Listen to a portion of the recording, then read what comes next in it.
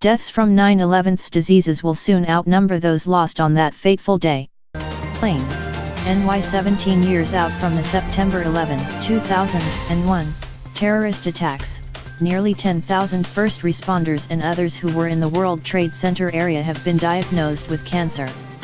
More than 2,000 deaths have been attributed to 9/11's illnesses. It will get worse. By the end of 2018, many expect that more people will have died from their toxic exposure from 9/11's than were killed on that terrible Tuesday. "We're nervous," said Dr. Michael Crane, Medical Director of the World Trade Center Health Program Clinical Center of Excellence at Mount Sinai. Robert Reed of Stony Point, New York, knows the feeling. The retired fire department of New York firefighter was seriously injured in the South Tower collapse. In the last 17 years, he's seen fellow first responders who survived the attacks fall victim to the illnesses caused by the contaminants that were spewed all over. "You lose track, there's so many of them," the 66-year-old said.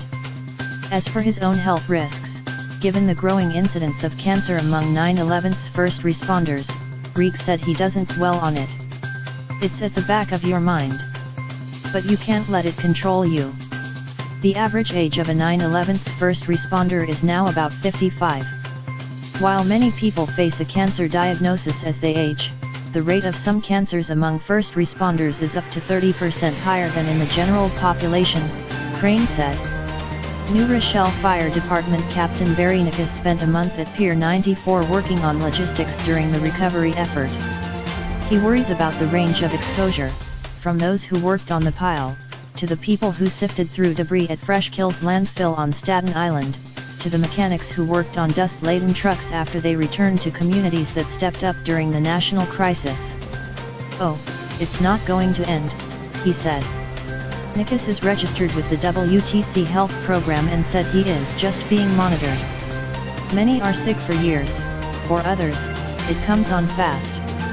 Reed recalled the loss of Jimmy Lanza, an FDNY member who helped pull 16 people out of the rubble from a collapsed stairwell on September 11. Lanza, who led myriad charity efforts, was diagnosed with brain cancer in November 2016. He died in April 2017 at age 71. Gone so quickly from 9/11's, so long after 9/11's. The wide-ranging latency for cancers, the period between the exposure to a carcinogen and the diagnosis of cancer, adds to confusion in predicting what will happen, when, to an aging first responder population. Significantly higher rates of blood cancers, and now kidney cancer, are being diagnosed among first responders. When will the tide turn? "I don't think we have reached 15% of the cancer we're going to see," said Dr. Ray Basri, an internist and Middletown, New York, volunteer firefighter who is also a professor of medicine at New York Medical College in Valhalla. "I really do think we're in the very early stages. Finding the cancer link." As first responders sought help for respiratory diseases and other illnesses in the first few years after 9/11's, the general consensus was that their exposure at ground zero was a possible factor, but not a clear determinant. Basri, who was the first physician at the scene of the South Tower collapse, said that a 2-inch thick moon dust covered the area. As the rescue and then recovery continued, that toxic dust was stirred up with every move. The number of people exposed was huge. Future treatment. Medical studies are now finding information that could help shape future treatment. A recent study of FDNY members found precursors to multiple myeloma. Crane said that health centers like the Mount Sinai program can offer more frequent screenings for things like lung, cervical and colon cancers for first responders, now that they better understand the risks. Radiologists can look for early markers of a tumor and track those cases closely. "We'll have guys with exposure come back earlier," Crane said.